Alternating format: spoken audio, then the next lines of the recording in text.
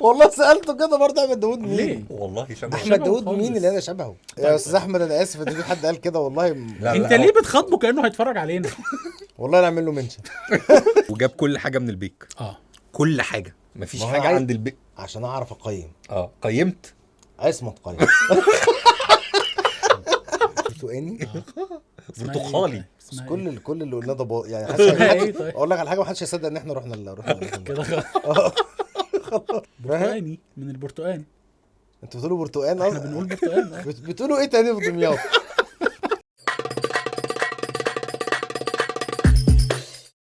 طيب انا سعيد بعودتنا مره تانية وعودتنا للبودكاست.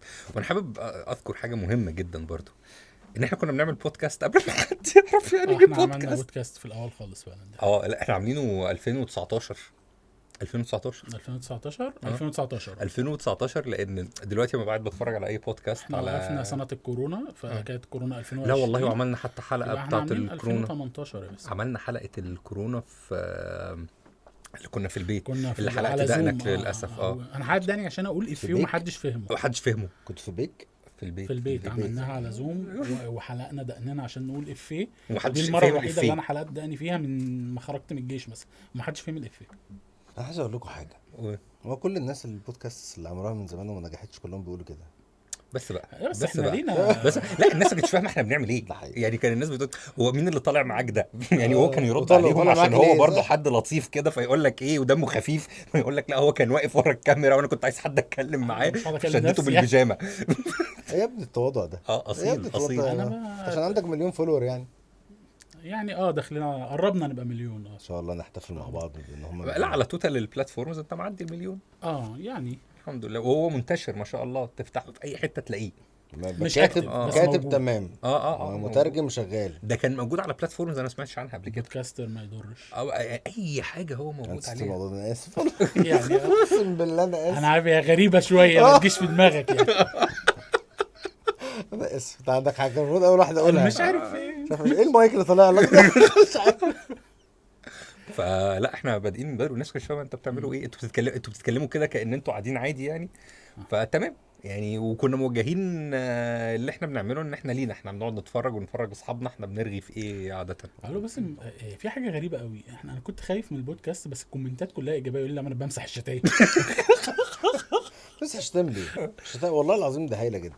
يعني انا في علشان الاستاذ كان بيزعل من الشتايم. انا ما لا انا في كذا حاجه. في كذا حاجة خلاص بقوا بقيت عارف كل حلقات البودكاست بتاعت الصوت ده. استغلكم يعني. ايه، اعمل دعايه عادي يعني. يعني في 3 حاجات انا عارف ان هم هيتقالوا كل حلقه. محمود الليثي عمل بودكاست امتى؟ ده بجد، ده كل مره وتقريبا نفس الاشخاص. متابعين. طيب ده كويس. وممكن تبطل ضحك شويه. ليه؟ بجد مش فاهم ليه. يعني ايه بطل؟ ليه لما صاحبي يقول حاجه تضحك ما اضحكش عليه؟ عشان هو موقف شخص منك. الموضوع ملوش علاقه بصاحبك. فاهم؟ والله العظيم. وبعد كده يقول لك ايه، هو محمد فؤاد عض محمود الليثي اساسا بقى.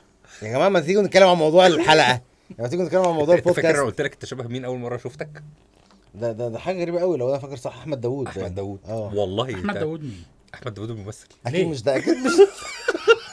انا قلت والله سالته كده برضه احمد داوود مين؟ ليه؟ والله شبه. احمد داوود مين اللي انا شبهه؟ انا بحب احمد داوود جدا بس هو لا يعني. بتحبني ولا ايه؟ لا. بحبك اكتر منه بس يعني لو هشتغل معاه بحبه اكتر منك. يا بحبك انت يا استاذ احمد انا اسف ان في حد قال كده والله. لا، انت ليه بتخاطبه كانه هيتفرج علينا؟ والله نعمل له منشن. لا حول ولا قوه الا بالله. بس لا هو كان احمد داوود انت حاسس. بليد بس هو شويه. مش كتير برضه. لا هو ملا شويه بحاول على أحسن ايام ما موقفه شفته يعني. يعني. انا خسيت شويه. انت دلوقتي خسيت شويه. ده حقيقي. بس لا، وقت معرفتك وقت رايز اب، لا انت كنت ارفع من كده وكنت احمد داوود. يبقى انا مش هقدر احكم الا لما تكمل بقى رحله الخساسين. طب احنا نطلع الصور على الشاشه يعني اتحدث سنة كام؟ يا 18 يا 19. لا 18 بدايه ونس. صحيح 18. مش 17.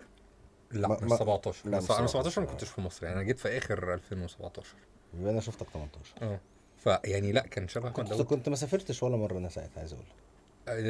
ما احنا سافرنا اول سفريه يعني لينا اول كان مع سفريه بعض. لينا كانت مع بعض للاسف. لا مش للاسف انا ولا كل ما هبص له هضحك والناس هتقول لي برضه في البودكاست بتاعكم بطل ضحك. هيجوا وراك. ايوه طب والله. حلو بيجيب الجماهير بتاعته عندنا، ده حلو والله نستفيد. العظيم سفريه يعني عظيمه بكل الاشكال، بكل الاشكال مهمه. طبعا اول سفريه بالنسبه لي فاكيد شفت فيها انواع اكل ما كنتش شفتها قبل كده، وعرفت انواع ادويه ما كنتش اعرفها. لا الادويه حلوه يعني، بصراحة. اللي عايز ادويه يروح روح العسل. اللي عايز ادويه يجي. عصمت كان هيموتني من الضحك. وانا كنت لسه بحكي لكم من شويه ان انا خايف مم. اموت من الضحك، وانا متزحلق. يعني الحاجات اللي هي كوميديه دي عايز الناس لما تتكلم عن الموضوع ده تبقى حزينه، ما تبقاش بتضحك. هي الخلفيه بتاعت سفريه جده ان احنا كنا معرض كتاب جده، واللي هو من احب المعارض ليا بصراحه. بحب اقول وكان في دعوه لان هم الاثنين كانوا طبعا ضيوف. انا كنت صحيح. محاور بس يعني، مش ما فيش دعوه ليا، ما حدش يعرفني اصلا. بس محدش ايه دعاك. لا هم دعوني اللي هو تعالى حاور فلان وفلان وفلان، اللي هو تعالى في دور مذيع ده مثلا. اهم من الضيوف خد هيحور. بالك هو بيحاول يعمل، هو عمل واحده من اكتر البانلز الحلوه اللي الواحد شافها في حياته. ده حقيقي انا بتاعت حضرته روبو وصورته كاب. كانت حلوه جدا. بتاعت إيه؟ ده حقيقي. كانت التر كاربون التر كانت من كاربون. احلى ده البانلز حقيقي. شفتها في حياتي، ده رغم ان حقيقي. انا ما كنتش شفت المسلسل وقتها، بس كنت مستمتع جدا. انا بس هو بيحاول انبسطت يتواضع واستفدت قدام طول الوقت الكاميرا. طول الوقت. لا برضو انتوا كنتوا النجوم بتوع البانلز بتاعتكم. الوقت. طبعا. هو كده هنبقى يعني كده احنا نجوم. فكانت وجهت لكم الدعوه الثقافة. من وزاره الثقافه السعوديه. وفي الرحله دي يعني احنا كان اول مره نقابل محمود مهدي، اول مره نقابل صحيح. محمود مهدي فعلا. وكان يعني اول مره في حاجات كتير قوي. وانت كنت جاي كنت محرم. بسم الله ما شاء الله، وجاي متاخر. وجاي متاخر.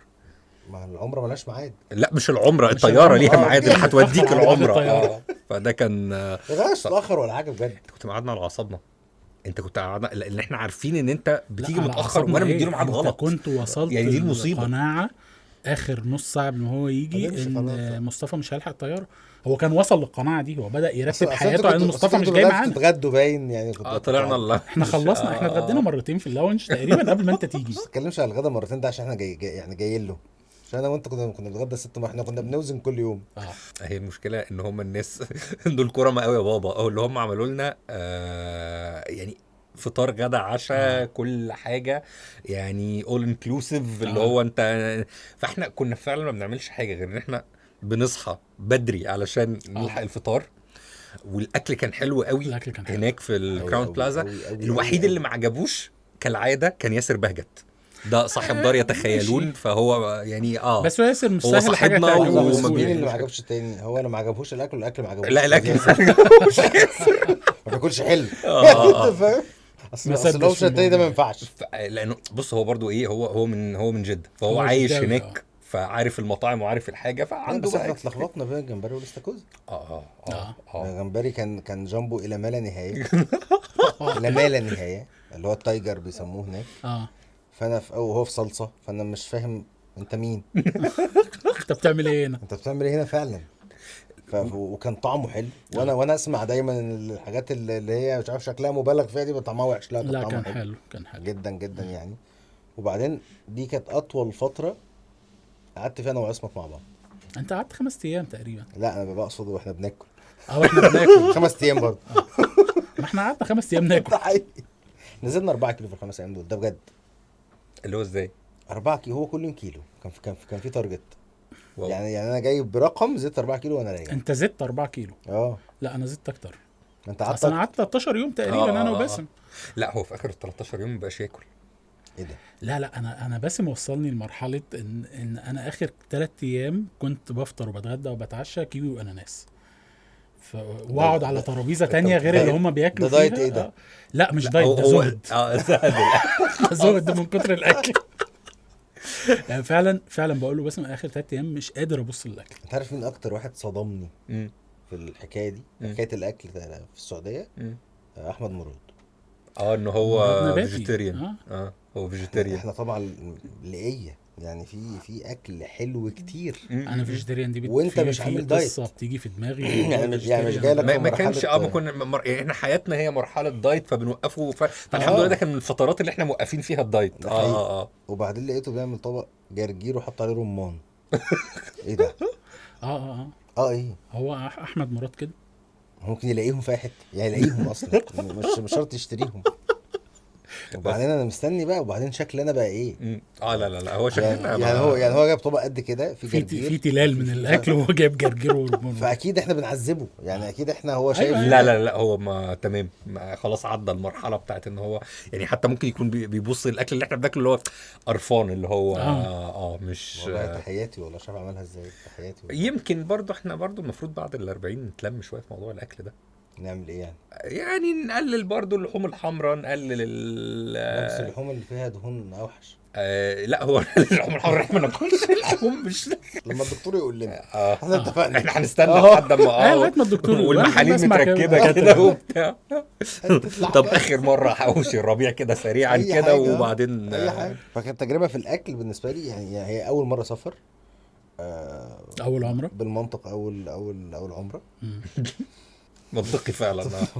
اصل انا كنت خايف اقولها والله، بس هو سندني. واول مره التايجر ده بصراحه يعني كنت مبسوط بيه جدا جدا يعني. وانت يوم العمره خلصت عمره ورحت على اهم تاني حاجه.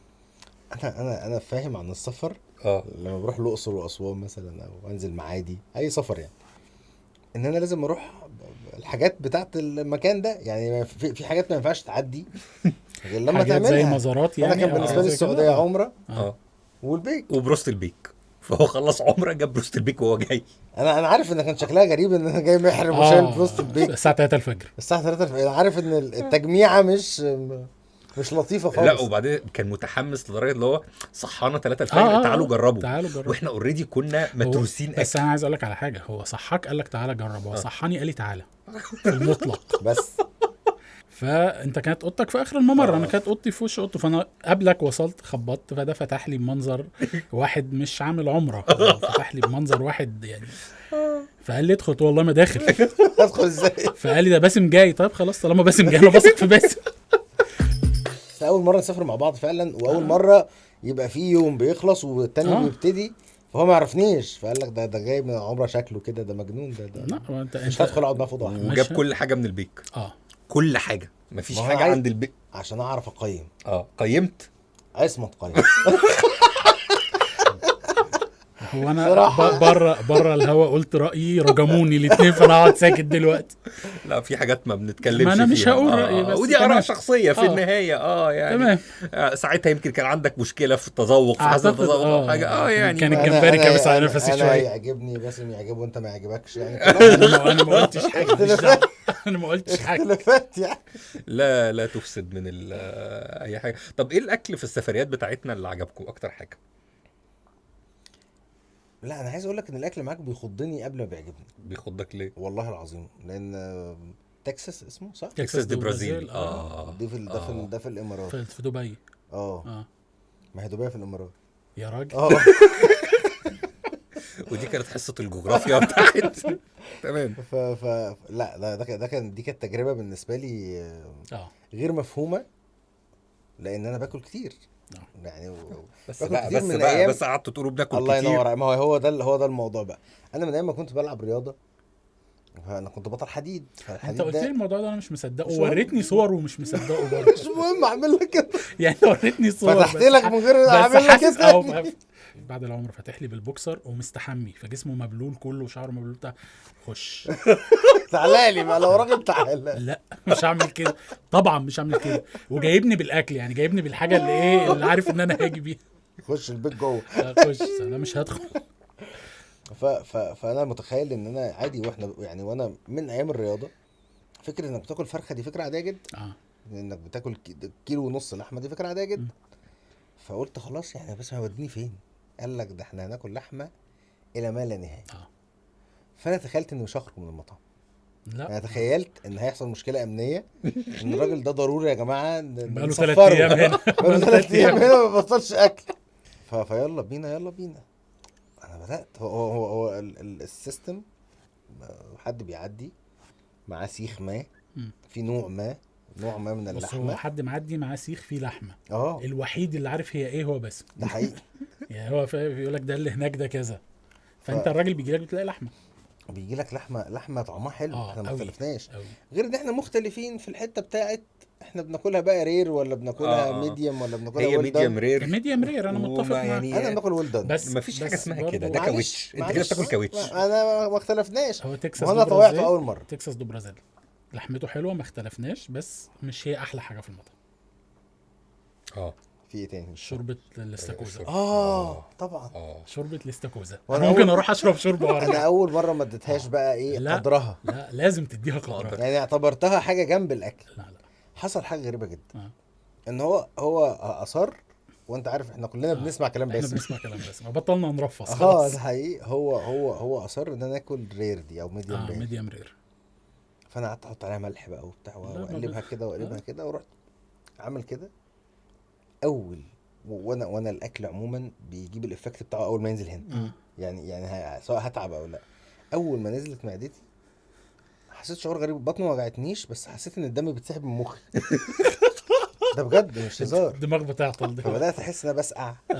عملت ايه؟ دخلت عملت ايه؟ ايه اللي حصل؟ ومش قادر احط اي حاجه في بقي تاني، وباسم بيلطم هيدفع فلوس كتير جدا. وانت بتاكل في العادي اي حاجه تمام، وانت جيت هنا اكلت القطعه دي وخلاص كده. انا حسيت ان هي دخلت محدش يدخل معايا. انا هقعد لوحدي. انا في بطنه النهارده. بس ده اللي خلاني اروح اشرب شرب.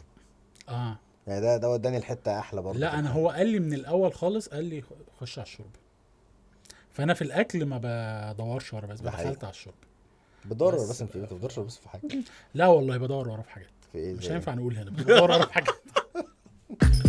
المره الثانيه بقى كنت اتعلمت يا صاحبي. المره اللي احنا كنا فيها مع بعض كنا دي كانت تاني مره. كانت الثانيه. اوكي انتوا فاهمين ان احنا رحنا 3 ايام ورا بعض. انا رحت مثلا معاك مثلا انا بقى عارف الشعور اللي انت كنت بتقوله ده برضو كنت اول مره احسه في حياتي، اللي هو انا عايز اشرب ميه عشان افضل عايش. انا بتوصل لمرحله انت جسمك كله بيبدا يعرق، وبتبدا تبص للحمه اللي هو انا مش عايز اكل لحمه تاني في حياتي. مش النهارده انتهيت. والناس بتحب اللحمه ليه؟ يعني هي الناس بتحب في كده. انت بتوصل لمرحله الزهد. بس انا عملت ابديت بقى يا معلم. عندهم سلطه كده تقريبا جبنه ريكفورد بعنب جواها عنب. شوف فاكرها. لا فاكرها، انا قلت لك على السر ساعتها وانت استخدمته. ايوه بتسلك بيها. لا بتروح فاصل بيها شويه وتستنى. فالمره الثانيه دي خدت حقي بصراحه. خدت حقي لي فعلا. بس ما اكلتش ولا حته رير يعني، ولا حته ميديوم رير، لا اكلت كله ولدن. هو الحمد لله كنا كتير ففنسيني. احنا كنا كتير يوم. وانا قديم، انت اول مره. انا اول مره كان مركز معاك انت، وانا اكلت براحتي بقى في اليوم ده الحمد لله، انبسطت يعني. بس تجارب اكل كتير معاك يا باسم كانت. بص بس يعني بس التجربه دي تجربه مميزه جدا. يعني احنا لما بنتكلم اي حد نقول له اما تيجي لا لازم تجرب ده. لا بس اخر مره انت غلبتها بتجربه ثانيه. جاسترونومي. بصرف النظر. تجربه ايه؟ جاسترونومي في اطلانتس. لا ما كنتش معاكم.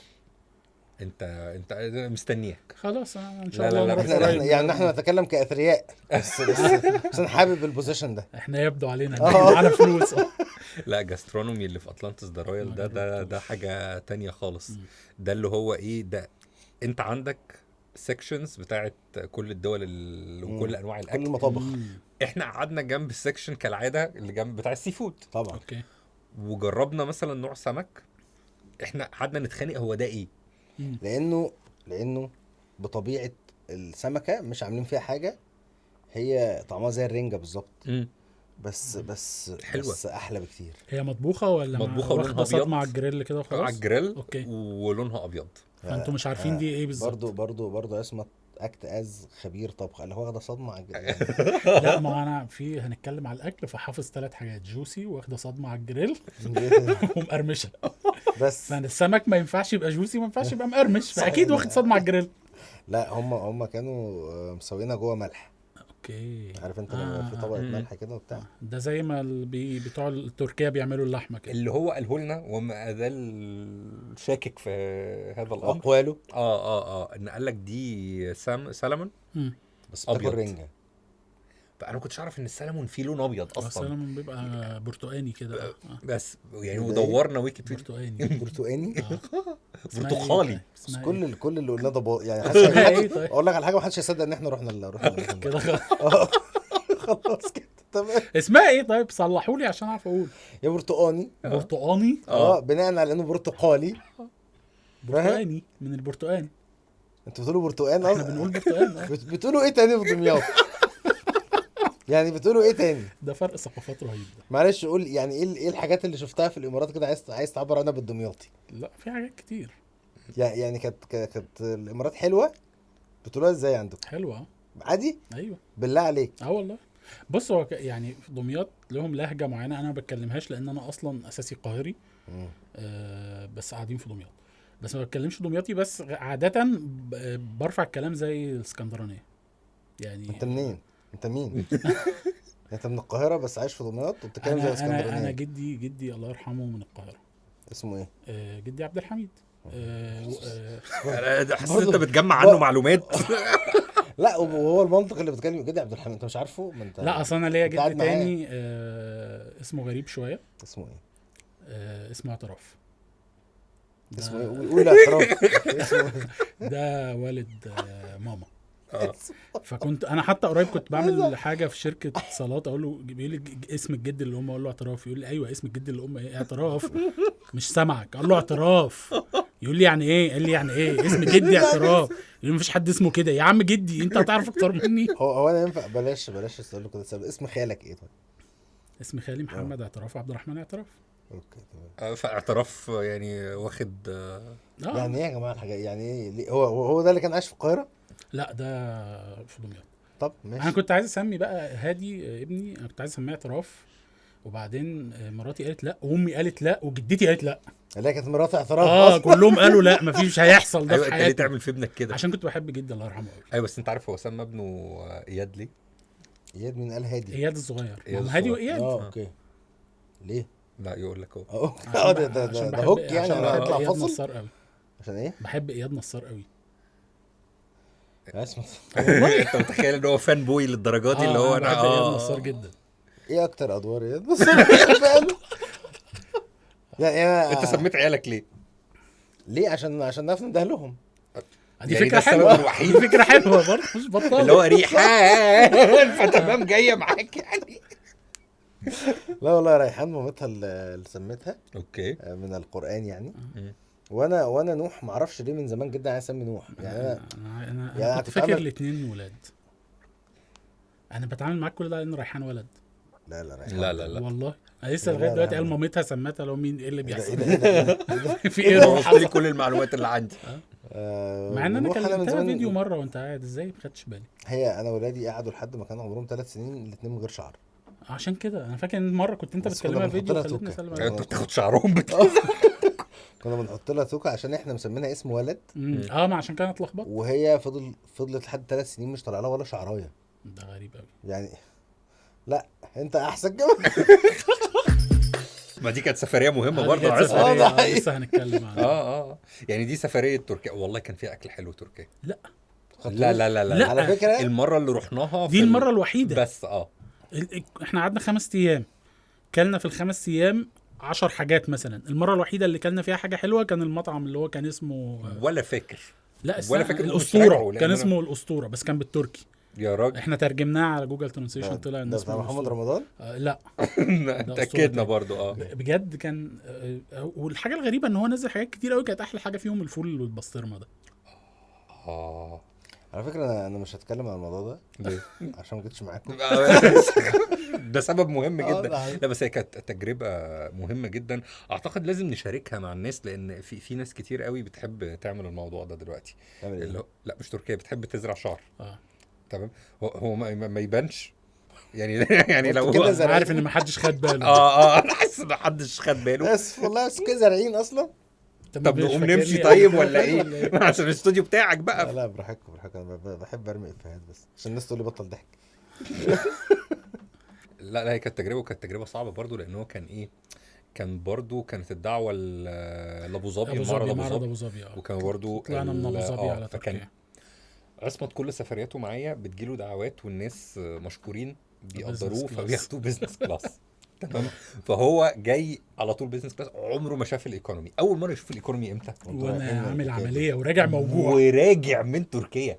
اول مره يقعد في الايكونومي مع باقي الشعب يفهم يعني ايه ايكونومي. مش راجع موجوع. عمليه زرع الشعر دي بتبقى يعني فيها شيء مؤلم. لا يحكي لك معلش انا اسف. بص هو هي يعني الالم بتاعها كل حاجه طبيعي مش مكسوف، بس لما بفتكر الوجع ده يعني اللي عايز يزرع شعر النهارده فلازم نديله التجربه بقى يعني كلها. هو انت بتاخد حقن بنج هنا في الحته دي؟ لا من الاول انت بتبعت لهم اول حاجه اونلاين كده، تقول لهم والله ادي صوره الجثه دي القرعه من هنا ومن هنا ومن هنا ومن هنا، فا ايه رايكم؟ فيقول لك انت يا اما حاجه وحاجه، يعني في نوعين من الزراعه، اللي في ميل او فيميل ايه لا في اللي هي العاديه، وفي زي حالاتي عشان كانت الحته الفاضيه كتيره قال لك لا ده لازم عمليه وتكميل، باين حاجه زي كده. كماله في كماله لا والله ما قالكش الكماله دي لما رحنا هناك. انت عملت الكماله دي؟ طبعا لا ما عملتهاش، وكنت قاعد بتخانق معاهم اصلا مش هعمل عمليات بقى خلاص. قبل ما نروح بيوم هو فقد الشغف، مش هروح ليه، ما حاسس ان هي هتبقى حاجه صعبه وعلى الفاضي بس يعني واحنا دفعنا الفلوس وعملنا كل بكلمه وانا في دبي مول وهو في البيت عنده، بس انا مش رايح معاك بكره. ايه المعيال وفي تذكره اتحجزت وفي فندق اتحجز، خلاص مش رايح بكره يا ابني. طب ايه اللي حصل مش رايح بكره؟ حلم بكابوس باين ولا حلم مش فاكر ايه اللي حصل بس قررت وانا في دبي مول اللي هو انا حتى ده مش مكان تاخد فيه قرارات. لا والله قررت فجأة كل قراراتنا هناك غلط، بنشتري الاخضر واليابس. وبعدين كنت قابلت محمد جميل بقى هناك، كنت بديله حاجه او بديني حاجه مش فاكر، عشان كنت انا همشي رايح تركيا ولسه قاعد، فاللي هو انت كويس؟ اقول له الحمد لله. مالك؟ اقول له مش رايح تركيا بكره. لو محمد جميل عنده كثافه، يعني عنده كثافه الدقن وكثافه الشعر، فانت بالنسبه لك يعني الوضع محبط جدا. مش رايح بكره بس يا ابني، احنا حجزنا ودفعنا الفلوس وبتاع.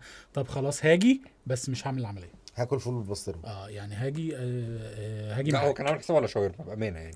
انا هاجي معاك بس مش هعمل عمليه. طبعا قعد يقنعني كتير لا ولازم انا عارف هو بيقنعك ازاي. لا والله كان الغريب يعني ان دي المره الوحيده في حياته اللي كان صبور ومؤدب. انتوا بتدوا الناس فكره وحشه جدا عني ومش حقيقيه يعني من المرات ايه هي المره الوحيده اللي كان مؤدب فيها معايا. بس انا عارف الطريقه. لا يومها خدني بالراحه لان كنت فعلا مش رايح، فقعد اقنعني بقى.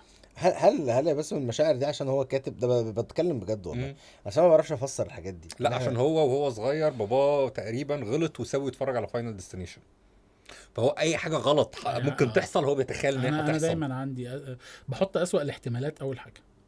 اوكي. يعني انا دايما داخل اي حاجه جديده فدي لا دي هتبوظ بطريقه كذا وهنخسر كل حاجه يعني انا دايما عندي دي هنفلس. دي اول حاجه بنروح لها. لا يا ريت هنفلس بس احنا هنبقى ماضيين شيكات وهنتحبس يعني. انا بروح لأسوأ حاجه في الدنيا، مش يعني لو هنفلس بس بتبقى سهله بسيطه. هنعوض، انما لا احنا هنتحبس عشان ما نعرفش نعوض. لا وبعدين هو اول لما نزل اصلا تركيا الناس اجريسيف قوي بسم الله ما شاء الله في تركيا. وحتى بيكلمني بيقول لي انا مش عارف اتعامل مع بتاع الريسبشن يعني سخيف لدرجه ان هو خلاص هو مش عارف يتعامل معايا. هو انا بكلمه انجليزي مع ان اسمت اصلا بيهندل يعني اسمت مش بتاع. انا بكلمه انجليزي هو بيرد عليا بالتركي. ماشي. فبقول له بالانجليزي انا مش فاهمك، فبيرد عليا بالتركي. فانا بحاول اقنعه انه والله ما فاهم، فبيرد عليا بالتركي. المهم وصلنا في الاخر لان هو خد الباسبور، عرف ان انا اوضه كذا، اداني المفتاح وانا ماشي قال لي هاف ا نايس داي. الله، طب ما انت عارف ولا دي اللي محفظينها لك بس. فرجعت له تاني انت كام انجليزي؟ ما بتردش عليا ليه؟ قال تعبان. والله العظيم ما بهزر، اصلا تعبان قوي. اصلا انا هقول لك انا اصلا في كليه علوم. ايه ده والله العظيم وبدرس مخزون كلام اهو، وبدرس مش عارف ايه في النباتات وبتاع، فانا باجي من الكليه على هنا وقعد يشرح. ما انت كان ممكن تقول لي خش اوضه كذا، نفس عندك حصيله لغويه حلوه يعني. المهم مش دي بس، يعني انا حصل تاني يوم بقى ان هم قالوا لي احنا كنا هنعمل عمليه في يوم واحد، فانا هعمل الساعه 6 هصحى 6 الصبح عشان اروح، هي بتقعد 8 ساعات تقريبا، باسم جاي الساعه 12 هيدخل عمليه 2 بعد ما انا بس احنا رحنا الاول 8 ساعات ده قبلها بيوم. قبلها احنا رحنا الاول خدونا العياده وقعدوا يشوفوا البتاع، وبعدين قال لك لا ده انت هتعمل عمليتين. وانا ما عجبنيش الدكتور قلت لهم غيروه لي. انت كان ايه شرف الدين باين صح؟ والله ما فاكر. اصل هم كانوا 2، كان شرف الدين وانور. احنا عملنا مع انور ده اللي شبه بتوع المسلسلات التركي. انت هتروح تعاكس ما عشان بس اصلا يعني مميزهم. شرف الدين ده لا لازم تكمل الجمله اصلا ايه مميزهم. فقعدوا يقنعوني ان لا لازم تعمل عمليتين، وانا لا مش هعمل عمليه اصلا بقى من لا الاول واحده خالص. ولا اتنين. وباسم جه وجابوا دكتوره من لبنان دخلت تحاول نفسية. تقنعني، لا عاديه، قعدت تحاول تقنعني وبداوا يحاولوا يتواصلوا معايا لا، بجميع طالما اللغات من اللي في لبنان اكيد الدنيا. اقنعتك. لا ايه ده؟ اقتنعت امتى بقى؟ لما بداوا في وسط الصور اللي بيوروها لي لقيت صوره فنان مشهور. فنان مشهور مش هقول اسمه انا عارف. غير نصار. فنان مشهور. لا، لا لا، لا. فنان مشهور عمل العمليه في نفس العياده والنتيجه حلوه قوي. مش زي كده، كانت احلى. عشان أنا شفتها في عينك. سنتين ولا شفتها في عينك. لا اقصد ف انا اقصد حاجه. انا في حاجه وحيده بتلفت نظري في العمليه دي دايما، والله عايز اقول للقائمين عليها عموما، الساده المسؤولين، ما ينفعش تبقى رصه جاتوهات كده، يعني ما ينفعش تبقى بالمسطره كده بيبان ان ده زرع. قلت لباسم هو ده فلان، قال لي هو ده فلان. فاللي هو ايه ده، انا عامل عمليه في نفس المكان اللي فلان عامل فيه، انا عاملها بقى. اسهل واحد يشتري كده في الدنيا، اسهل واحد يشتري. بس فاقتنعت. فعملوا لك بقى ما شاء الله. فقالوا لي انت لازم انت تعملها عمليتين مش عمليه. هتعمل الجزء اللي قدام وبعدين تجي لنا كمان سنه تعمل. قلت لا مش هعمل كده. فقالوا لي طب الحل الوحيد انك تعملها في يومين ورا بعض. اوكي. وده كان اسوأ قرار خدته في حياتي. يا لا. طبعا المخرطه دي فضلت تعمل كده يومين. لا يا حبيبي انا خدت الحقن هياها تاني يوم. هياها هي لا مش حاجه يا عم. ما خلاص احنا هنعملها برامج تعليميه عن الفرق بين اللهجات. فاخدت لا كانت حبس انا عديتها له والله، هو اللي استفزني دلوقتي اهو. فاخدت نفس الحقن حلوه كده، نفس الحقن خدتها نفس تاني يوم. طب انتوا تنصحوا الناس يعني تزرع شعر ولا لا؟ يعني الدنيا تحلو بالنسبه لي مش عشان حاجه، بس عشان الموضوع كان فارق معايا نفسيا لدرجه ان انا الوجع ده بالنسبه لي ولا حاجه مقابل اللي انا كنت حاسه نفسيا. انا دلوقتي مرتاح نفسيا مهما كان. وبعدين برغم المتنمرين امثالك لا بس هو كان اليوم صعب يعني. انت فاهم ان انت هو بيديك مش عارف كام كان حاجه و20 حقنه ولا حاجه 21 كلهم هنا؟ لا مش كلهم هنا، هو في كل حته تاخد ورا بس في 8 هنا 24 8 ورا و16 قدام. طيب هنا دي بقى دي مؤلمه، دي اكتر حاجه يعني مؤلمه في واحده الحياه. عامله مفيش اي نسبه دهون هنا. اي واحده عامله بوتوكس بعد كده انا بحب على ايدها ان انت اللي بيروحوا يعملوه كل كام شهر او كل كام سنه ما اعرفش. انا جسمي بيقشعر لما افتكر وجع الحقن دي. يا لهوي انت متخيل بقى ان انا خدت الحقن دي يومين ورا بعض؟ لا وجاي بقى بيشجعني بعدها، ما كنتش اعرف ان الاستاذ بس يعني ايه بيضحك عليك. لا هو مش عايز يخوفني. بيضحك عليه، هو باسم قلوق. فانا ما شافني انا حسيت ان هو اتوجع لي انا. هي الحكايه بتورم وبتاع كده صح؟ لا خالص. بتورم لما تكون هم مش عاطينك الارشادات الصح اللي تعملها، لو انت مش رابط، لو انت مش نايم صح. يعني انا عملتها وشي ما ورمش خالص، فبستغرب اول ما اشوف حد عاملها وشه وارم. لا وشي ما ورمش، وشك ما ورمش. اوكي. وبعدين ملامحي ما اتغيرتش. هي بص هي اصعب حاجه في العمليه اكشلي مش العمليه نفسها تو بي اونست، يعني اصعب حاجه الريكفري، ان انت بتفضل نايم على مخده دي 10 ايام بهدلت رقبتي وبهدلت مش عارف. بتنام وانت قاعد وما ينفعش تسند راسك، انت بتنام عامل كده يعني ما ينفعش تسند وما راسك ينفعش تسرح تروح هرش في شعرك او حاجه زي كده يعني زعلان. هو انا اصلا لما كنت بحب اهرش بقعد اعمل كده بيقعدوا يتريقوا عليا على اسمه ايه بتاع ونيس. مش فاهم حاجه. فلا هي بس التجربه يعني تجربه برضو ايه يعني يتكتب عنها. طب بما انك انت اكتر واحد بقى سافرت فينا كلنا، يعني لو احنا عايزين ننصح الناس بقى من الحلقه عن السفر، يعني احنا ما قلناش بس هي الحلقه عن السفر، ايه الحاجات اللي في اول سفريه؟ يعني انت بتقول لنا حاجات، يعني اولها انك لازم تيجي بالباسبور. ده حاجه مهمه قوي. ده مهم ان انت تيجي قبل ميعاد الطياره. تيجي قبل ميعاد الطياره مش زي مواعيد مصطفى. دي نصيحه برضه. فدايما الناس اللي زي مصطفى بنديهم ميعاد اللي هو اسمه ميعاد الآلاتية، اللي هو ان انت قبلها بحبه حلوين كده. انا شخصيا انا شويه مغامر في الحته بتاعه السفر. يعني انا كنت بسافر اول مره اروح ماليزيا في حياتي، سافرت وقعدت اللي هو عايز انزل اتوه نفسي. اوكي تمام. والسفر دايما مرتبط عندي بالاكل طبعا، اللي هو انا بروح عايز اجرب بقى حاجات جديده، عايز اجرب اكل شارع، عايز اجرب مش يعني حاجات كده مختلفه، حاجات مش هتجربها غير في المكان ده يعني. فجربت بقى حاجات غريبه، يعني جربت الحلزونات، جربت الحلزونات جميله، بيقال انها حلوه، جميله والله، زيها زي الكلامز والحاجات دي. مش لا ام الخلول ما بحبش ام الخلول، هي شبه الجندفلي عشان اسمها ام الخلول. هي عنصريه مني فعلا. الجندفلي ده له اسم تاني عندنا في دمياط اسمه ايه؟ بيقولوا عليه في دمياط بكلاويز. على فكره بيقولوا هنا بكلاويز والله. طب هو بشوفها في اسمه بعض لطيف كده، المنيو. تحس دايما الناس هنا بتقول جندوفلي، فانا لا وفي بكلاويز بلح اسمه البحر. ملزلز كده، تحس فيه ان في ان انت تتبسط. مش هو بلح البحر. لا لا، ده حاجه وده حاجه. لا لا لا، بلح البحر حاجه ده تانية حاجه خالص. وده حاجه. بلح بلح البحر البحر الاسود ده أسود، وجواه برتقالي مصفر شويه اللون ده. كده. برتقاني. برتقاني. تنمر. المهم فلا بس يعني هو تجربتي الوحيده الوحشه في الاكل في ماليزيا كانت ساعه حكيت لكم عن الموضوع ده قبل كده. أيوة. خرجت في ديت. انا كنت بنزل كان مش بامبل ساعتها، كان تندر والله. كانش لسه في بامبل وقتها. يمكن كان في، بس انا عالمي ما كناش كانش نعرفه وصل يعني. للموضوع ده كان الكلام ده 2015. ديتنج اب، انتوا متجوزين أوكي. من زمان قوي، فانت ده ما عداش هو عليكم. الحمد أنا لله ولا إنه قال تندر. dating تندر app، اللي أنا لأن كنت فاهم إنه بتاع هقول حاجة بورصة. تانية. ايه هو قال ديتنج اب، انا كنت اقول حاجه تانية. برنامج شط. انا كنت اقول كده حرفيا، كنت اقول برنامج شط. بص هو في مفهوم غريب قوي عند تندر وبامبل. يعني انت كنت بتخش تلاقي البروفايلات هنا في مصر، تمام، واحده مع كامل احترامي لكل الاراء والتوجهات وكل حاجه، بس تقول لك ايه، انا مش هنا عشان للشط، انا مش هنا عشان الارتباط. امال انت هنا ليه؟ انت فاهمه الموضوع فوق مش هنا. الاب دي ده بتاع ارتباط ناس ده تعرف بتاع بعض. يا اما انت عايز ناس- تتجوز، يا اما انت عايز تخرج في ديتس، يا اما انت عايز ماتشنج بقى. استغفر الله العظيم يعني. بس انت في النهايه يعني انت عايز ترتبط يعني بطرف اخر عشان علاقه رومانسيه. أوكي. عشان أيا كان علاقه نوعها. ممكن تبقى جواز، ممكن تبقى صداقه، ممكن تبقى علاقه رومانسيه، ممكن تبقى طلاق بعد كام سنه. انت عارف انا هوايه عندي الموضوع ده. موفقين. من هواياتك المفضله. انا احب الموضوع ده جدا. بس يعني عشان ايه، وهي وراثه برضو، احنا عيله مطلقه، فيعني زي مزواج كده، بس احنا بنتجوز لهدف الطلاق، يعني بنبصين لقدام، بنعلي على بعض بقى مين اللي جاب دي سكور جينات اكتر. طيب. 100% زي الجينات اللي عندهم قمار او حاجه كده بتاع. احنا بس عايزين نخلص الموضوع الاولاني. طيب انا اسف، انت وراك حاجه؟ انا تمام، انا بس عايز الناس هو تبقى محسن فاهمه. بس اللي قاعد بره لا احنا الناس اللي بتتفرج علينا متعوده من أوكي، ماشي. محدش بقى فقدوا الامل فينا بقى خلاص. مش هيعملوا اللي انتوا اسمعهم عايزينه زي ما بقى. يقولوا. انتوا عايزين اعملوه. المهم فالديتنج اب ده اللي هو معمول للديتنج، مش ماشي. معمول لحاجه تانية بقى، فالناس بره فاهمين ان هو ديتنج اب الحمد لله.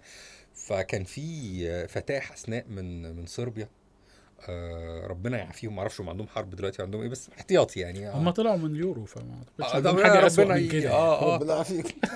ربنا يعافيهم يعني. فكانت فتاة حسناء لطيفة جدا فيه وايه، وانا كنت حاسس برهبة. ده اول مرة صربي، يعني انا متعود على اللي هو الاداء بتاعنا، واحنا لينا بقى اللي هو الطريقة بتاعتنا، لكن اول مره صربيا في ماليزيا. بالك ان الاثنين لا يعني. ما هي زي ما بيقولوا كوزموبوليتان سيتي وبتاع، وعندهم ناس كتير وجنسيات مختلفة. حصل ما سمعتش حد قال كده، بس ماشي. اللي هي في تنوع حضارات، تنوع ثقافات، تلاقي ثقافات. الناس بتتلاقى هناك فعلا.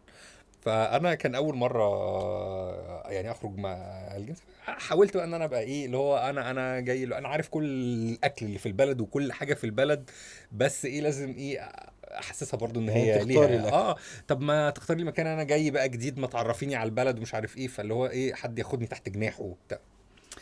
فقالت لي طب انا هوديك جلان الور. جلان الور ده اللي هو فاهم ان انت اما انت عايز تاكل حد في مكان جامد قوي، فيروح قايل لك بص بقى انا هوديك الفود كورت بتاعت سيتي ستارز. يعني هو انت مش اي حاجه مميزه خالص. جلان الور ده اللي هو بتاع السياح بقى، اللي هو انت تعالى، مش اللي هو المكان اللي انت هتاكلين فيه.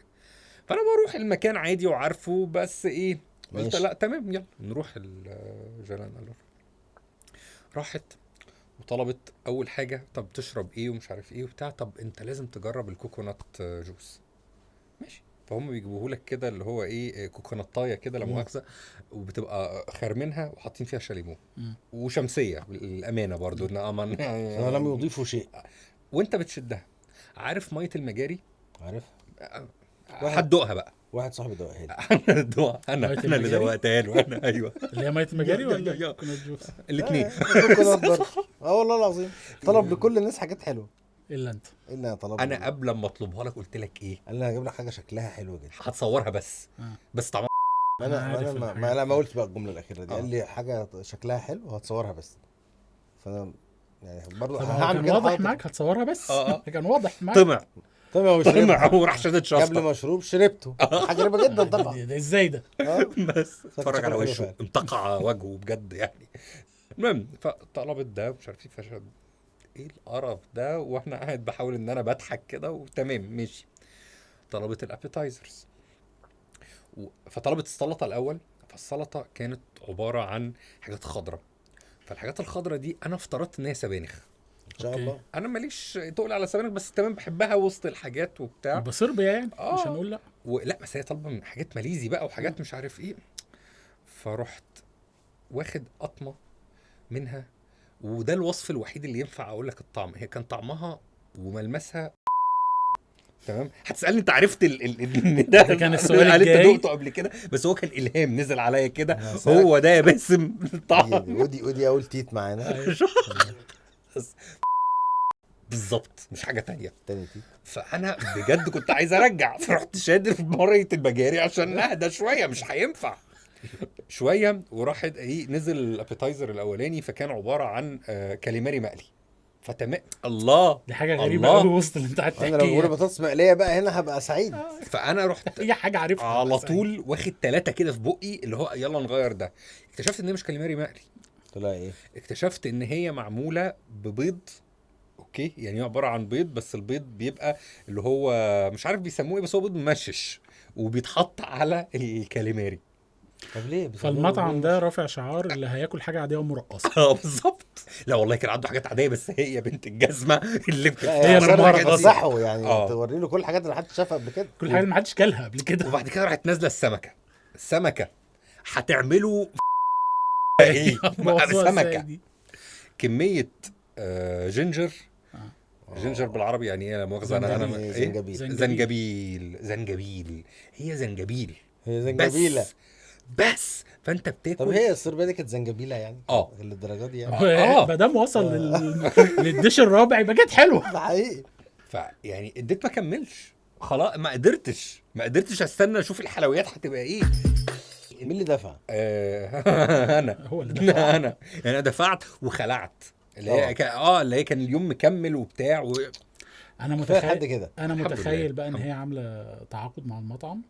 انا هجيبهم ياكلوا ويدفعوا، هاخد 50%. والله اكيد. وانتوا الاكل اللي هتنزلوه هو الحاجات اللي ما بتتاكلش عندكم، وكل الناس حواليا بتاكل ومستمتعه حاجات تانية وحاجات حلوه. حاجات تانية عشان بالظبط محدش هيطلب الكلام ده. لا بس الاكل الوحش بالنسبه لي بجد هي تجربه مؤلمه. يعني انا ما بحبش اكل اكل وحش باي شكل من الاشكال، واظن انا شخص مجامل، بس ما بعرفش اجامل اي حد في موضوع الاكل ده. انا عندي وجهه نظر، انا احب اجرب حتى لو وحش، بس ابقى جربت. ليه اجرب حاجه وحشه ليه؟ عشان ابقى عارف ان ده وحش فما اكلوش تاني. لو ما بيننا هتنفعك في الكتابه يعني ماشي يعني.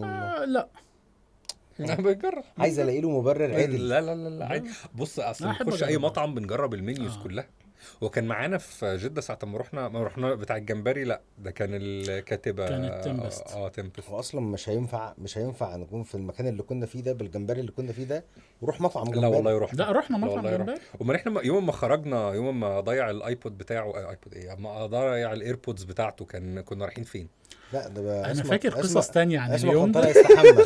بص عشان بس ايه الناس يعني تبقى فاهمه. حصل ان مصطفى المعرض مخصص لنا عربيات تودينا وتجيبنا عشان تبقى انتقالاتنا سهله، لان احنا مش من المنطقه. ناس عظيم. فمصطفى كان في مشوار وضيع الايربود بتاعته، نساها في العربيه فرد واحد. فاحنا كنا في اسمه ايه، ريتسي مول.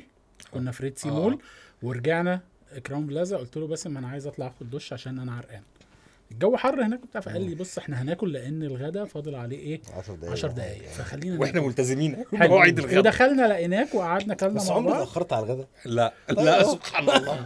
دخلنا كلنا مع بعض، دخلنا لقيناك انت كنت موجود وكلنا والدنيا تمام. وبعدين ايه بس انا عايز اطلع اخد دش، يعني ورانا حاجات تانية هنعملها بس لازم اخد شاور الاول. فاستنى هروح انا اعمل ايه، اشوف الايربود بتاعت مصطفى لقوها ولا لا. فانا وقفت مع مصطفى على باب المطعم. باسم راح الريسبشن بتاع الفندق على بعد 1.5 كيلو مثلا. لا 300 متر بجد مش ايوه لا مسافه. وبعدين عشان اتخيل برضه ده فندق محترم جدا وحلو جدا وواسع جدا فبالتالي الصوت بيطرد. فراح قالوا له ده العربيه جايه لسه قدامها 10 دقايق تقريبا، فهو حس ان احنا مش هنقف 10 دقايق انا وانت يعني. فقرر من هناك يقول لي ايه بقى، عصمت تقدر تطلع تستحمى انت. وليه بروزها؟ ما تقدر تطلع انت خلاص، ليه حطيتها بين قوسين؟ ما انا عارف طبعا في صمت تام، الناس كلها بص عليا بص علينا، وده قام راجع خطوتين لورا عشان ما يبقاش عصمت وما يبقاش مع عصمت الاثنين. الناس كلها واقفه بتبص للبني ادم اللي كان مستني ياخد الاذن عشان يطلع، وليه بياخد الاذن من راجل زيه؟ ودول سؤالين كانوا مهمين جدا. وليه بيقول له فلونج؟ بالليل خرجنا، كنت هموت وادخل الحمام، فاحنا راجعين في العربيه، قال له عايز ارجع الفندق. فلما رجعنا الفندق بقول له عايز اطلع الاوضه، قال لي ليه؟ قلت مش هقول لك لا تقدر تطلع تعمل حمام دلوقتي، مش هقول لك ليه. فالفكره عارف هو لو بيروضك هو بقى متخيل ان انا فاكر اي حاجه تانية عن اليوم ده غير القصه دي. لا انا لغايه دلوقتي لو نزلت جده الناس عارفه ان انا جاي استحمى. لا بس انا فاكر انت بروزتني يومها. انا فاكر حاجه تانية اللي كانت هتموتني من الضحك دي، ده بجد. لا انا ناسيها. طبعا انت لازم تبقى ناسي. انا يا معلم قاعد معاه، انت عارف طول الوقت احنا عندنا تاسكات كتير وبنتابع حاجات كتير وبتاع، وانا عندي مشكله مع نفسي اللي هي ايه، دايما بقعد اقيس نفسي اللي هو ايه، لا انا كنت بفتكر اكتر السنه اللي فاتت، انا كنت بصحى ساعات اكتر السنه اللي فاتت، فعندي ازمه كده.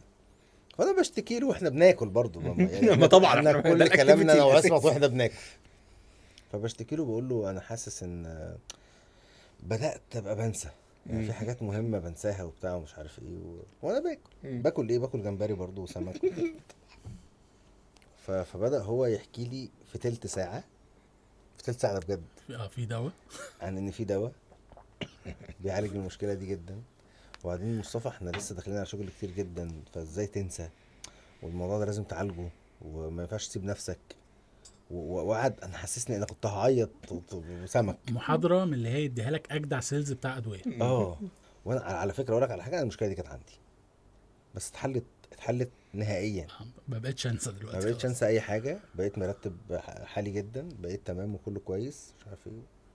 فانا خليته خلص كل الحاجات اللي حسسني فيها بالذنب وده انا مقصر تجاه نفسي ان انا باخدش الدواء ده وبتاع.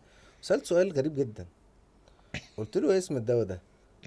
قال لي اسمه هو قعد يفتكر تلت ساعه تانيين. اللهم صل على النبي. هو في التلت ساعه دي انا الاكل في بقي لا عارف ابلع ولا عارف اعمل حاجه تانية، ده كان بيموت مني بقى خلاص. وبدات ازرق بجد، يعني بدا لوني يبقى ازرق وشفايفي تبقى زرقاء، وانا بقول له جمله واحده، بقول له الدواء مش شغال يا عصام، الدواء مش شغال، شوف لك دواء غيره، الدواء مش شغال. لحد ما اكتشفنا ان هو دواء ما ينفعش ينسى اسمه، اوميجا 3. انا اصلا باكله دلوقتي، انا مش محتاج اخد دواء. نروح فين بقى؟ تلف الايام ونروح معرض ابو ظبي. لا شرق معرض الشرق في الشرق مظبوط الشرق. ويجي استاذ محمد عبد المنعم صاحب دار سما وهو رجل يعني عظيم، يقول نفس الجمله اللي انا قلتها. يقول انا يا جماعه، لا العكس اظن العكس كان بينصحك. انا برضو قلت ان انا بنسى. انت قلت انك بتنسى، فالراجل مشكورا قرر ان هو يديك الوصفه الصح، اداني نفس المحاضره تبيكال نفس وعصمت قاعد بقى. فانا بدات ابص لعصمت وخايف تحصل نفس النتيجه، هنروح هناك، احنا هنروح هناك وهموت هنا بقى خلاص. بس كنت عامل عمره ساعتها كان تمام. فبدا يشرح كل الحكايه برضو ويقول قد ايه الموضوع ده، عشان هو كان عمل حادثه ما وبعد كده مش عارف ايه، فالدنيا ظبطت جدا جدا جدا. والدواء ده اسمه يا جماعه الدواء ده بينسيكم، الدواء ده بيخليك بس تبيعه. يعني انت فاهم ده التارجت، انت بتبيع الدواء بس هو الوحيد اللي مش ناسي. انت الوحيد فينا اللي فاكر الموضوع. قلت له انا خايف يطلع اوميجا 3، قال لي ايوه هو اوميجا 3. انت عضته يا عصمت وايه اللي حصل؟ الادويه دي مش شغاله معاكم يا رجاله. لا مش نافعه. انا اسوأ موقف حصل لي في سفر بقى كان في تركيا. كان باسم بيعمل العمليه، هيعملها بعدي، انا المفروض هيجولي الساعه 6 الصبح عشان اروح وهو هيجي الساعه 2. فانا صحوني الساعه 5 العربيه جايه، فانا معادي 6 فقلت يمكن جاي بدري، فلبست ونزلت له.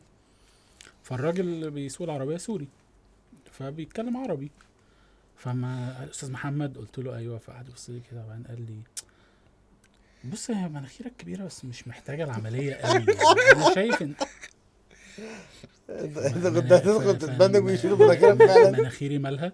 قال لي انا شايف ان انا مش محتاجه عمليه، لاقي على وشك انت عايز تصغرها مفيش مشكله. بعدين بص لي من الجنب كده ويقول لي لا بس محتاجه شغل فعلا. بص هم قالوا لك ايه؟ قلت لهم قالوا لي انا جاي ازرع شعر. قال لي انت مش محمد عبد الحليم؟ قلت له لا انا محمد عصمت. قال لي لا انا اسف، حزني على مناخيري ومشى. انت قاعد 5 ايام بقى ما بتبصش لنفسك في المرايه. ده حقيقي. مفيش بقى خلاص. انت حسيت طلع لك عقده نقص جديده ما كانتش عندك. انا ما كنتش عارف مناخيري كبيره، انا دلوقتي عرفت. لا هي مش كبيره ولا حاجه. اقنعه هو بقى، انت بتقنعني انا. انا بحاول ادعمك باي شكل. لا انا اصعب حاجه في السفر بالنسبه لي هي السفريات بتاعت اوروبا، وانتوا فاهمين ليه؟ يعني موضوع الشطافات ده تعبني نفسيا. تعبني في كل حته الا مصر. بص لا انا ما عنديش مشكله مع الشطافات الخليجي مصر. يعني انت فاهم تمام، اتعودنا عليها. لكن فكره ان انت ما عندكش شطافات انت كداب. لا ما هو انت لازم ترتب اولوياتك يعني في ميه مش في ميه مش كداب عادي يا حبيبي، بس في ميه بس خلاص سخنه نار انت فاهم. لو كاتب الشاي بتشطب بيه ما عنديش مشكله. هو انا يمكن عشان ما جربتش اوروبا. لا انت ما عندكش حاجه، انت ما عندكش اوبشن. سيبك ان انت حتى اللي هو لا مؤاخذه اللي هو نمبر 1 لا مؤاخذه يعني استاذ محمد رمضان تقصد اللي هو لا التبول يا جماعه تمام ما بنتبول كده في عشره مش طبيعيه. يعني انت بتخش في لندن اللي هو البراد بتاع مش عارف ايه، فانت مش منفصله. اليورينال مش منفصله، لا هو زي بانيو كده، في مشاركه في الموضوع.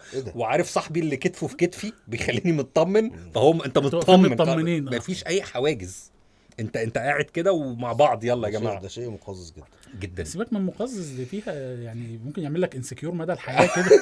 طبعا حقيقي والله. انت ممكن تشوف حاجه تعمل لك تروما، حزنك على حالك وتضطر تروح للراجل السوري يقعد يقول لك بقى انت محتاج تعمل عمليه ويدخلك في قصه مش حلوه. انا يعني اخر حاجه ممكن احكيها اللي هي اللي حصل معايا في المانيا مثلا بسبب الموضوع ده. بعد معرض فرانكفورت فانا كنت عامل حسابي انا احب بوس قوي، وسمعت ان بوس يعني اتبنى اللي هو البراند بتاع الملابس معمول اصلا في المانيا في مدينه الله ما فاكر اسمها ايه، بس المدينه دي دلوقتي فيها بقت اوتلت سيتي، مدينه كامله من الاوتلت، وانا احب الاوتلت قوي يعني بصراحه طبعا. بس هي على بعد 3 ساعات وشويه من فرانكفورت. فانا كل اللي انا عملته ان انا خططت رحلتي ان خلاص هو اخر يوم المعرض، اليوم اللي بعده انا انزل كده اجر عربيه بقى ايه حاجه حلوه كده واسعه بقى. اصل هي يوم واحد فهصرف اللي هصرفه بقى ويلا بقى انا رايح اجيب من الاوتلت بقى يعني مش هنفكر في مصاريف بقى خلاص، هو اليوم ضايع. فقلت ايه انا خلاص حجزت العربيه وحجزتها من بدري شويه، وصحيت الصبح بدري وانا مخطط بقى ايه لخطه جهنميه. انا مش هاكل ولا هشرب. ليه؟ لان انا رايح 3 ساعات وهقعد 3 ساعات مثلا وهرجع 3 ساعات، دي ما فيهاش حمام. انت متخيل يعني ايه بقى حمام في محطه بنزين على الطريق؟ مش هتحصل بقى خلاص. فما فيش اكل ما فيش شرب، لو هشرب اللي هو ايه هسقسق كده اللي هو عشان ما اموتش. بدايه اليوم كانت ان انا رحت كان اسمه 6 تقريبا او حاجه، اللي هو المكان اللي باجر منه العربيه. فبقول لهم فين العربيه؟ كنت حاجز بقى عربيه اودي بقى واس يو في وبتاع وهتبسط يعني. فقالوا لي لا هو احنا ما لحقناش نجيب لك العربيه دي، تاخد في ممكن ابجريد يو مش عارف ايه وبتاع، وفي عربيه بي ام دبليو وبتاع. فطبعا قلت له انا عندي مشكله في الغضروف وبتاع، فانا عايز حاجه عاليه شويه كده عشان ايه اعرف اسوق المسافه الطويله دي. قال لي طيب خد انت البي ام دبليو دي، روح الفرع الثاني بيها وخد هناك هتلاقي عربيه تانية مستنيه، وهي مش الاودي بس هي حاجه برضو ايه حلوه. ركبت العربيه. انا ما سوقتش بي ام دبليو قبل كده، طبعا دي مفاجاه بالنسبه لكم بس يعني انا لا ما سوقتش بي ام دبليو قبل كده برضو اكتئاز ناس اغنياء جدا يعني هيبقى لصيط ولا غنى يعني يا مصطفى.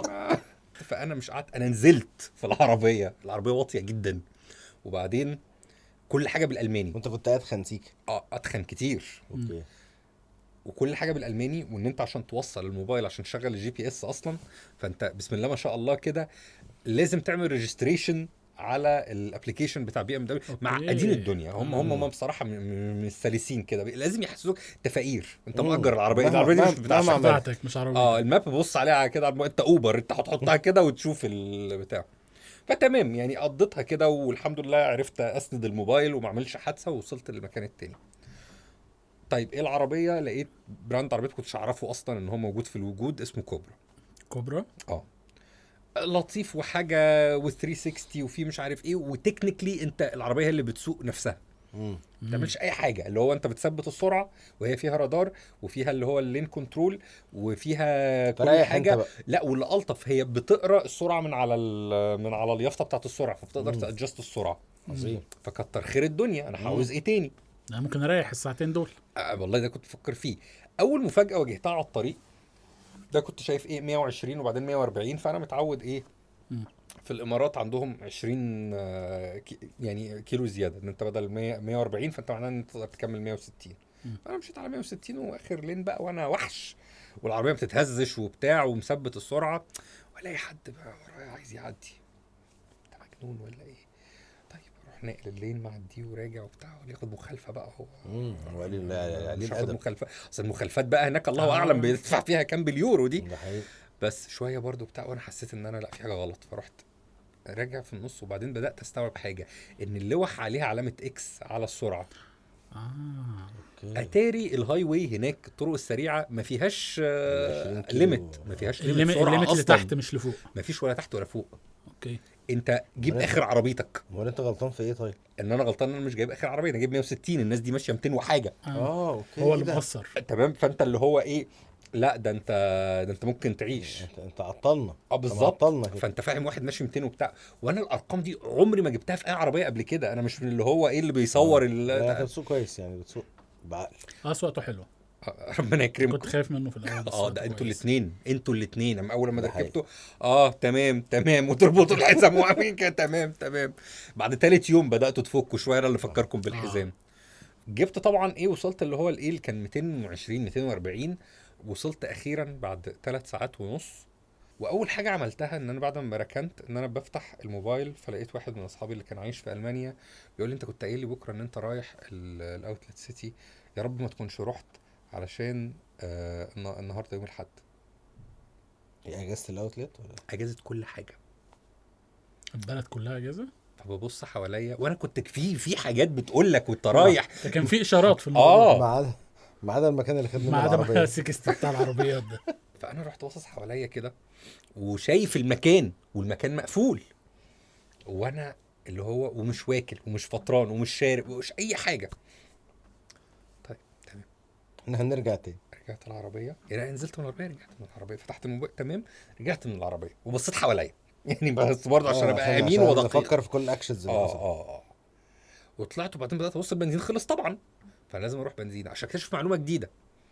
البنزينه اللي على الهاي واي سعر البنزين فيها اغلى من البنزينه اللي في المدينه. اسعار سياحيه. لا بس انت تمام، صرفت كل اللي كنت عايز تصرفه الحمد لله. ما جابش الليل صحيح، بس صرف كلها البادجت الصرف تمام. فانت اللي بتحط طبعا البنزين بنفسك، وبعدين تركن العربيه وتخش تدفع جوه على الكاشير. اوكي. فالستايل الحياه اللي فيه شقه وبهدله واوروبا اللي الناس بتدعي ان هي بتحبه، انا مش بتاعي الكلام ده. انا راجل بتاع ايه، هيلب يور سيلف. انا مش هقعد في المكان اللي هيلب يور سيلف. لا حد يهلبني والنبي انا راجل صاحب كرش وعندي غضروف وبتاع. لا صحتي ولا لياقتي يسمحوا لي بده. دخلت وبتاع ومش هاكل برضو، ممكن اشرب واستحمل، ولكن ايه، فانا طلبت من الراجل طلب، لقيته ان هو بيبرق لي قوي، اللي هو ايه، بقول له طب ممكن يعني بعد اذنك يعني عايز بنادول. بصلي كاني عملت جريمه. قال لي لا انا اكيد مش هبيع بنادول هنا، بنادول تيجي من الصيدليه. فانا حسيت ان انا بطلب منه مخدرات فعلا. طب انا اسف، فين اقرب صيدليه؟ قال لي طلعها من على المابس عندك. انا اسف برضو يعني فاهم ما انت ايه اللي انت بتعمله ده. طلعتها من على الماب بعيد عن طريقي مثلا حوالي 10 كيلو ولا حاجه، مش مشكله 10 كيلو. انا تعبان ومصدع ومش عارف ايه، عشان اروح عند الصيدليه الاقيها قافله النهارده الحد. وفي فالست جايه بقول لها هو في صيدليه؟ قالت لي لا النهارده الحد.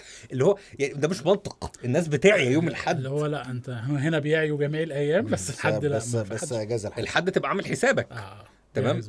فركبت العربيه تاني ورجعت 3 ساعات من الصداع ومن الالم ومن الوجع وبتاع، وقررت ان انا يعني ابقى اخد بالي، يعني المفروض ابقى اخد بالي لما اجي اسافر فخدوا بالكم يعني حاجه. بس ايه رايك في النظام؟ لو طلعنا برساله في نهايه الحلقه ايوه ان انت ايه، خد بالك يوم الاحد عموما. دي اهم حاجه عموما. يعني كنت بخاف من 3 زمان، لا خاف من الحد. انا كنت سعيد معاكم جدا يا والله احنا اسعد وميرسي على الاستضافه والمجات وبتاع. يعني الصرف باين بامانه، يعني في واجب. لا والله ما فيش حاجه، كله الفاتوره يعني بتجمع كل حاجه. بس لا احنا ردنا لك الموضوع، استضفناك اهو برضه. هتسفرنا تاني؟ طبعا طبعا، بس ما تتخضش بقى اما اكلمك اقول لك تعالى ما تستحماش وانت او خبي عليه، مش هقول له حاجه. ميرسي يا جماعه وشكرا ان انتوا استحملتونا. اللي انت بتقولها دي لايك يعني لو في حد وصل لنهايه الحلقه انا استغرب، انا اشك من الموضوع فكتر ده. الف خير انه موجود. وما تنسوش يا جماعه تعملوا لايك وكومنت وسبسكرايب واعملوا الجرس، كل الحاجات اللي الناس اليوتيوبرز بيعملوها. وشوفوا البودكاست بتاع الراجل الطيب ده. وفي بودكاست بيقول حاجه حلوه. الراجل اللي بدايه ان انا بضحك، انا ضحكت هنا اكيد انت وصلت. ايه الصوت ده؟ ايه الصوت ده؟ بتاع مصطفى وشيكو. وهتتبسطوا قوي، هتتبسطوا، هتحسوا بسعاده في الموضوع. اقفل. يلا باي باي.